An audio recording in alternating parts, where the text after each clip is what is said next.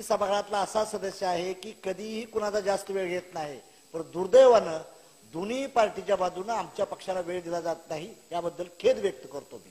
कारण मी सभापती महोदयांचं अभिनंदन करतो की मला मराठा आरक्षणाच्या बद्दल बोलण्याची संधी दिली, त्याबद्दल मी आपला आभारी आहे. आमचं म्हणणं आहे की राष्ट्रीय समाज पक्षाचं की मराठा समाजाला आरक्षण दिलं पाहिजे.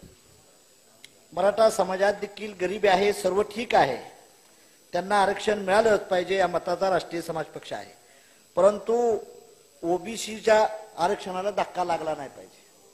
तीच अवस्था धनगर समाजाला आरक्षण मिळालं पाहिजे एसटीचं, पण आदिवासीला धक्का लागला नाही पाहिजे, या मताचा आम्ही आहे. माझी विनंती आहे की जसं आपण मराठा समाजात गरिबीचं कॅल्क्युलेशन करतोय तसं टास्क फोर्स लावून त्यांना स्पेशल रिझर्वेशन देऊन त्या समाजाला न्याय द्यायची भूमिका आपण घेतली पाहिजे. हा प्रश्न आहे. जातनिहाय जनगणना जोपर्यंत होणार नाही तोपर्यंत या देशातल्या प्रत्येक जातीची सेन्सस आम्हाला समजणार आहे, त्या समाजाचा सामाजिक आर्थिक शैक्षणिक विकास झालेला समजणार नाही. म्हणून जातनिहाय जनगणना ही पहिली केली पाहिजे केंद्र सरकारनं, ही आमची भूमिका आहे.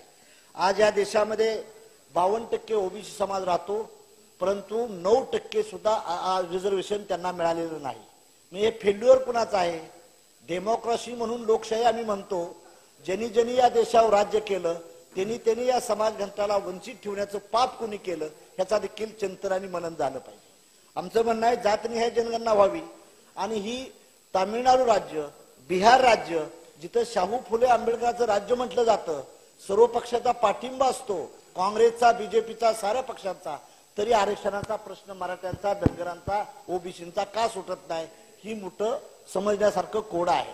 माझी आपल्याला सभापती महोदय विनंती आहे की जर मराठा समाजाच्या मागणीची, त्यांच्याही समाजात गरिबीची दृष्टीने ठीक आहे, परंतु आपण जसं मराठा समाजाला सर्वात जास्त बजेट दादांच्या नेतृत्वाखाली देण्याची भूमिका घेतलेली आहे, धनगर समाजाबद्दल आपण 1000 कोटी देतो म्हणलं, परंतु आतापर्यंत जवळजवळ 45 कोटी सुद्धा रुपये त्या समाजाला मिळाले नाहीत.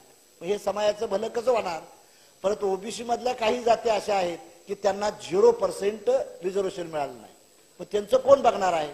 मग जे आपण जोरात सत्ताधारी आहे, ताकद आहे, त्यांच्याच म्हणण्याचं जर काम होत असेल तर बाकीच्या समाजाने न्याय मागायचा कुठं?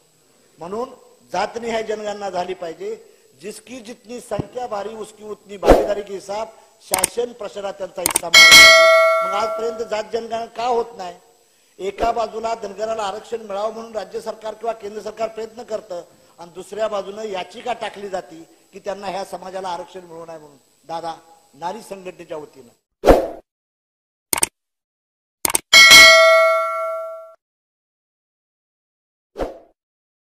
ह्याचं कुठं चिंतन झालं पाहिजे. एका बाजूला ओबीसीला आरक्षण मिळालं म्हटलं पाहिजे, गवळी नावाचा माणसाला कोर्टात टाकायला लावलं जातं, त्याचं आरक्षण थांबवलं जातं.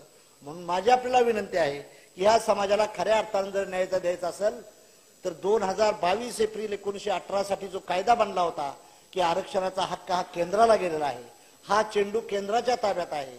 आपलं राज्याच्या मुख्यमंत्री आणि उपमुख्यमंत्री महोदयांनी जाऊन केंद्रात जर मोदी साहेबांना सांगितलं जर हे एक्सपान्शन करा तर मराठा समाजालाही आरक्षण मिळू शकतं, धनगरांनाही आरक्षण मिळू शकतं आणि ओबीसीच्या हक्कावर देखील गादा येऊ शकत नाही. म्हणून हा चेंडू सर्व केंद्राच्या ताब्यात आहे. आपण मंडळी सर्वांनी प्रयत्न करू, या समाजाला न्याय मिळाला पाहिजे. न्याय मिळाला पाहिजे का? तर न्याय मिळाला पाहिजे. परंतु आजपर्यंत का दिला गेला नाही? आज फॉर एक्झाम्पल धनगर समाजाबद्दल एसटीच्या आरक्षणात चाललेलं आहे. आम्हाला माहित आहे की मूळ आदिवासीला धक्का न लावता त्यांच्यावर अन्याय होऊ नये, तुम्ही ए आणि बी कॅटेगराईज करा आणि धनगरासारख्या तत्सम जाती आहेत, मिनलवारलो वगैरे, त्यांनाही एसटी सवलत द्यायचा प्रयत्न तुम्ही करा. ते केलं पाहिजे. आणि ओबीसीच्या सर्व हक्क आहेत ते देखील मराठ्यांना दिलं पाहिजे. परंतु तुम्ही ओबीसीतल्या काही 3712 जाती आहेत, त्यांना आजही लोकांना त्यांच्यात साधा पोलीस नाही, क्लार्क नाही, मास्तर नाही, ह्याची देखील कुठेतरी आपण हे केलं पाहिजे. मग आम्ही नुसतं पुरोगोरी राज्याचा दिंडुरा बोडायचा आणि समाजाला काहीच द्यायचं नाही असं न करण्यासारखी भूमिका न होता माझी आपल्याला विनंती आहे की सभागृहाला मराठा समाजाला देखील आरक्षण मिळालंच पाहिजे. पण एखादा माणूस जेव्हा कंपॅरिझन बिटवीन ओबीसी आणि मराठ्यात करतो तेव्हा त्याला खलनायक ठरवलं जातं. खलनायक ठरवण्याची भूमिका काय नाही, त्यांची भूमिका आहे की मराठा समाजाला आरक्षण मिळालं पाहिजे, पण आम्हाला धक्का लावू नका. मग त्या धक्का न लावणाऱ्या समाज देखील अभ्यास केला पाहिजे. आपण एकाच माणसाला जर सर्व त्याला खलनायक ठरवत असेल तर ते ठेवणं योग्य ठरणार नाही. त्यांच्या समाजाच्या ताटातलं उठून घेऊ नका. तुम्ही तुमचं दुसरं ताट वाढण्याचा प्रयत्न करा, त्याला आम्ही मदत करू. परंतु आहे त्याला ज्याला मिळालंच नाही, काही वडर समाज आहे, मसनजोगे आहे, कैकाडे आहे, या लोकांना अजून काही देखील स्वातंत्र्य मिळालं नाही.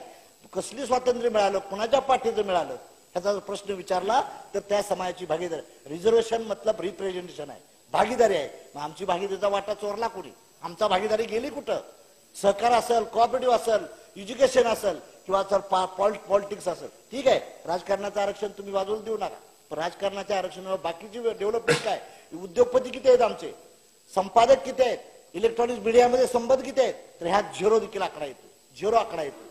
मग हे जर मागत असेल एखादा सभा, तर त्याला देशद्रोही ठरवण्याची काय गरज आहे? म्हणून माझी आपल्याला विनंती आहे की मराठ्यांना आरक्षण मिळालं पाहिजे. शाहूराजांना आरक्षण पहिलं दिलं होतं, जनक त्या शाहूराजा आमचा आहे, पहिला आरक्षण देणारा.